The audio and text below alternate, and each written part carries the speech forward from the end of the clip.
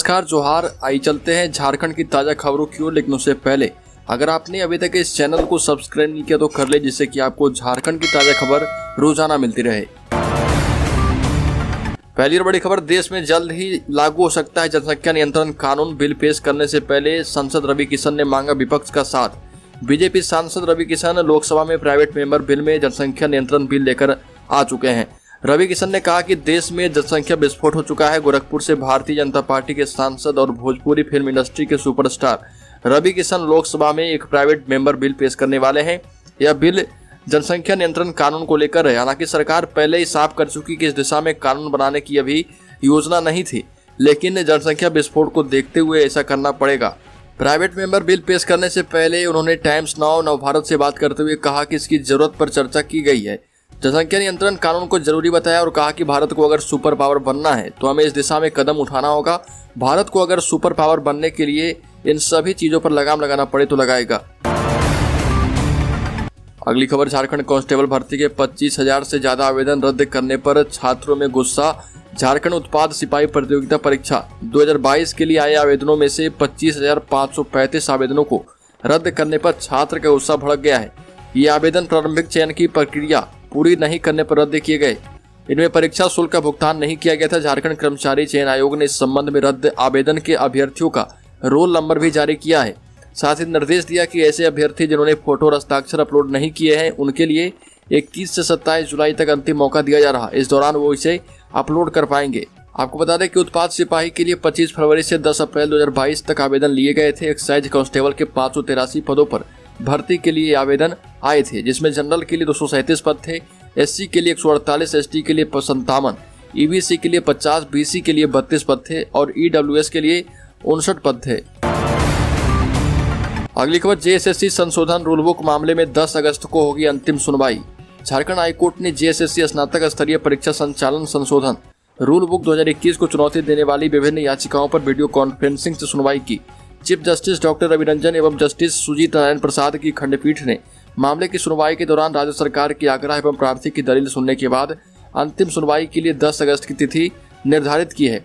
उस दिन खंडपीठ मामले की अंतिम सुनवाई कर फैसला सुना देगा। इससे पूर्व राज्य सरकार की ओर से महाधिवक्ता राजीव रंजन और सुप्रीम कोर्ट के वरीय अधिवक्ता मुकुल रोहतगी ने पक्ष रखते हुए खंडपीठ को बताया कि इस मामले में सरकार की ओर से स्पष्ट निर्देश नहीं मिले हैं। सरकार का पहले जो स्टैंड था आज भी वही स्टैंड है। याचिकाकर्ता की ओर से इस बिल का विरोध किया गया है और खंडपीठ को बताया गया कि सरकार के द्वारा बनाई गई रूल बुक असंवैधानिक है। इस रूल बुक के कारण अभ्यर्थियों के मौलिक अधिकारों का हनन होगा। रूल बुक संविधान की भावना के विरुद्ध है। अनारक्षित वर्ग के वैसे अभ्यर्थी जिन्होंने मैट्रिक अथवा इंटर की पढ़ाई दूसरे राज्यों से की है वह प्रतियोगिता परीक्षा में आवेदन नहीं कर पा रहे और इससे छात्रों को बहुत ज्यादा दिक्कत हो रहा। अगली खबर, राष्ट्रपति चुनाव में झारखंड कांग्रेस में लगी सेंध की जांच करवाएगी कांग्रेस पार्टी। आपको बता दें कि झारखंड में राष्ट्रपति चुनाव में क्रॉस वोटिंग हो चुकी है। अब चुनाव परिणाम घोषित होते ही वोटों का गणित सामने आने के बाद कांग्रेस के प्रदेश अध्यक्ष राजेश ठाकुर हैरान हैं और उन्होंने कहा कि पार्टी इसकी आंतरिक जांच करवाएगी कि हमारे किन विधायकों ने पार्टी के निर्णय के विरुद्ध काम किया है। गौरतलब है कि झारखंड में यूपीए फोल्डर की 3 पार्टियां झारखंड मुक्ति मोर्चा, कांग्रेस और आरजेडी की साझा सरकार चल रही है। इनमें झारखंड मुक्ति मोर्चा ने यूपीए के स्टैंड के विरुद्ध जाकर सार्वजनिक तौर पर पहले से घोषणा कर दी थी कि सांसद और विधायक द्रौपदी मुर्मू के पक्ष में मतदान करेंगे। झारखंड मुक्ति मोर्चा ने इसके पीछे जो तर्क दिया था और कहा था कि देश में पहली बार किसी आदिवासी महिला का राष्ट्रपति पद पर पहुंचना बेहद ही गर्व की बात है। लेकिन कांग्रेस पार्टी अब अपनी ही पार्टी के विधायकों की जांच करवाएगी।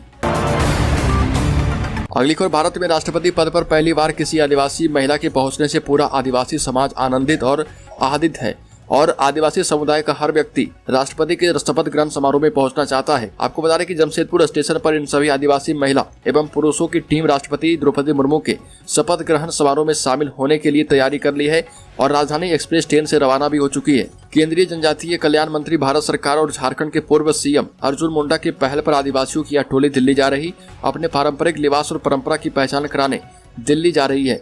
टीम के सदस्य काफी खुश हैं। भारत सरकार ने आदिवासी कल्याण एवं जनजातीय मंत्री अर्जुन मुंडा के यहाँ से अपनी परंपरा को दर्शाने के लिए जमशेदपुर से आदिवासी महिलाओं को दिल्ली बुलाया है। मंत्रालय की ओर से सबका टिकट राजधानी ट्रेन में कराया गया, जहां 32 आदिवासी महिला टाटा नगर रेलवे स्टेशन से दिल्ली रवाना हो चुकी है। इस दौरान रेलवे स्टेशन पर भी ढोल नगाड़े बजाते हुए सभी पहुंचे थे और देखते ही देखते आदिवासी रंग में पूरा रेलवे स्टेशन रंग गया। अगली खबर, झारखंड में युवाओं को बेरोजगारी भत्ता देने की बजाय प्रतियोगिता परीक्षा की तैयारी करवाएगी सरकार। झारखंड सरकार ने पिछले वर्ष बेरोजगारों को प्रोत्साहन भत्ता देने का निर्णय लिया था। मुख्यमंत्री हेमंत सोरेन योजना स्वीकृत होने के बाद भी यह शुरू नहीं हो सकी थी। अब झारखंड सरकार बेरोजगारों को प्रोत्साहन भत्ता देने की बजाय आकांक्षा योजना की तर्ज पर उनकी प्रतियोगिता परीक्षा की तैयारी कराने का निर्णय ले चुकी है। इसके लिए मुख्यमंत्री सारथी योजना शुरू करने की तैयारी है। श्रम नियोजन एवं प्रशिक्षण विभाग इसे लेकर प्रस्ताव योजना अपराधिकृत समिति को भेजने की तैयारी कर रहा।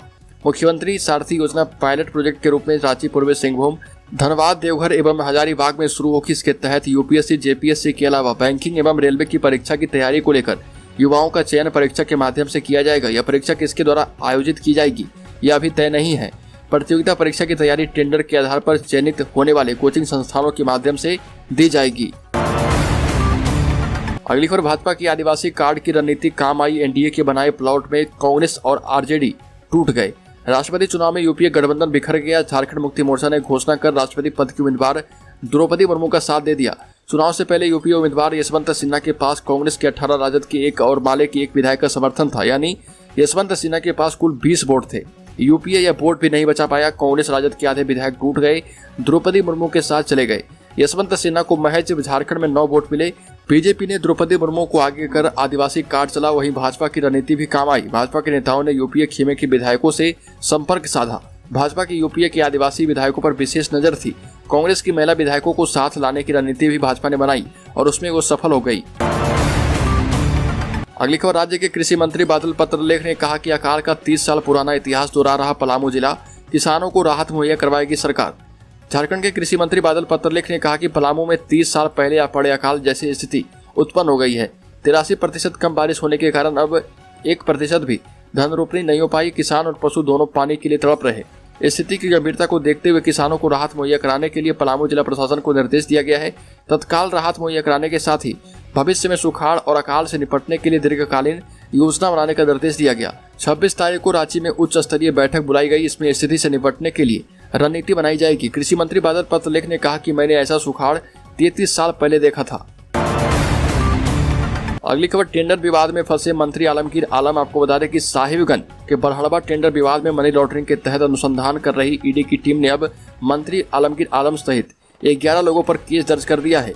साहिबगंज के बरहड़बा टेंडर विवाद में मनी लॉन्ड्रिंग के तहत अनुसंधान कर रही ईडी की टीम ने अब मंत्री आलमगीर आलम सहित 11 लोगों पर केस दर्ज करके ये केस मुख्यमंत्री के विधायक प्रतिनिधि पंकज मिश्रा को ईडी कोर्ट में पेशी के वक्त दर्ज किया गया। अब यह आशंका जताई जा रही है कि मंत्री आलमगीर आलम की मुश्किलें बढ़ेगी। मंत्री आलमगीर आलम झारखंड सरकार के संसदीय कार्य मंत्री हैं। इस केस में आलमगीर आलम के अलावा अन्य आरोपितों में तपन सिंह, दिलीप शाह, इफ्तिकार आलम, तेजस भगत, कुंदन गुप्ता, धनंजय घोष, राजीव रंजन शर्मा, संजय रमानी, टिंकू एवं रज्जाक अंसारी शामिल है। अगली खबर, भाजपा के प्रदेश अध्यक्ष एवं राज्यसभा सदस्य दीपक प्रकाश ने राज्यसभा में अनिवार्य मतदान विधेयक पेश किया है। विधेयक के मुताबिक देश में होने वाले लोकसभा, विधानसभा या अन्य चुनाव में मतदान कम होने की स्थिति है।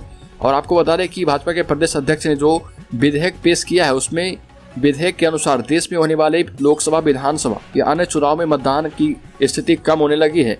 प्राय देखा जाता है कि मतदान का औसत प्रतिशत 60 तक रह जाता है। ऐसी परिस्थिति में देश के सभी नागरिकों के लिए मतदान करने की अनिवार्यता पर बल दिया जाएगा। इसे अनिवार्य बनाने के लिए मतदान नहीं करने वालों पर सजा एवं विषम परिस्थिति में मतदान करने वालों को प्रोत्साहन राशि भी दी जाएगी। सजा के प्रावधान के तहत मतदान नहीं करने वाले मतदाता को 500 रुपये जुर्माना अथवा 2 दिन कारावास एवं राशन कार्ड की जब्ती कर ली जाएगी। विषम परिस्थिति में मतदान करने वाले को प्रोत्साहन राशि भी दी जाएगी। अगली खबर, हेमंत सोरेन आज नई दिल्ली में लॉन्च करेंगे नई पर्यटन नीति। झारखंड के लोगों को मिलेगा रोजगार का एक और अवसर। मुख्यमंत्री हेमंत सोरेन नई दिल्ली में झारखंड की नई पर्यटन नीति लॉन्च करेंगे। कार्यक्रम की मेजबानी कला संस्कृति विभाग, झारखंड सरकार और federation of Indian chamber of commerce करेंगे। नीति के तहत वीकेंड गेटवे के साथ धार्मिक, इको, एडवेंचर, वेलनेस, रूरल और माइनिंग टूरिज्म को बढ़ावा देने पर सरकार का जोर होगा। नई पर्यटन नीति के माध्यम से स्थानीय लोगों को रोजगार के अवसर मुहैया कराने के लक्ष्य रखे गए। इस मौके पर post card from Jharkhand documentary का नेशनल जियोग्राफिक चैनल पर प्रीमियर भी किया जाएगा। अगली खबर, झारखंड में हो सकता है बड़ा उलटफेर, सरकार को झटका दे सकते हैं कांग्रेस के विधायक। बाबूलाल मरांडी दिल्ली पहुंच चुके हैं। राष्ट्रपति चुनाव में कांग्रेस विधायकों का राजग के पक्ष में मतदान करना प्रदेश में बड़े राजनीतिक बदलाव का संकेत दे रहा। पार्टी लाइन से इतर जाकर 10 विधायकों के द्वारा क्रॉस वोटिंग करने से कांग्रेस का शीर्ष नेतृत्व सकते में है। प्रदेश नेतृत्व से इस संबंध में विस्तृत रिपोर्ट मांगी गई। मिली जानकारी के मुताबिक कांग्रेस के 1 दर्जन से अधिक विधायक सरकार को झटका देने के मूड में हैं।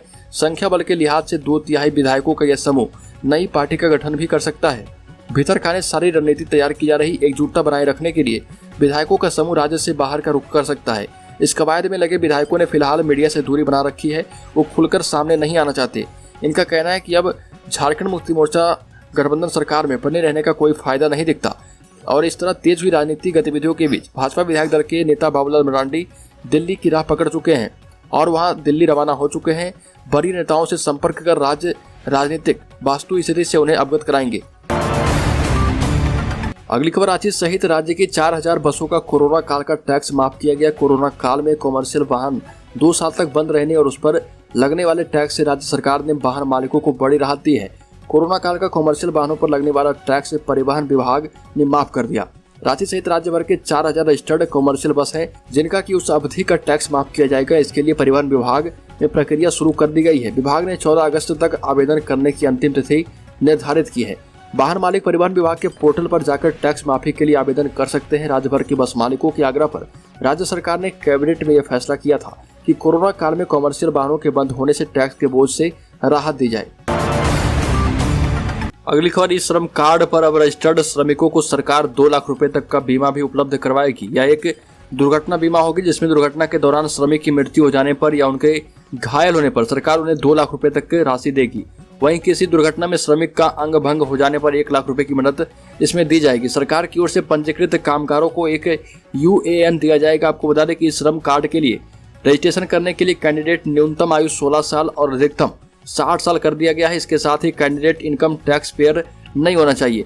कैंडिडेट का EPF और ESIC में अकाउंट भी नहीं होना चाहिए, तब वो ई श्रम कार्ड के धारक माने जाएंगे। अगली खबर, फिर से पोषण सखियों ने काम पर रखने की मांग की। धनबाद की पोषण सखियों ने फिर से काम पर रखने की मांग की है। ऐसा नहीं करने पर उग्र आंदोलन की चेतावनी दी गई है। पोषण सखियों की बैठक में कहा गया कि जहां एक और केंद्र सरकार महिलाओं को राष्ट्रपति पद दे रही है, वहीं पोषण सखियों से उनका छोटा छोटा नौकरी छीना जा रहा। 10,388 पोषण सखियों के साथ न्याय करने को कहा गया।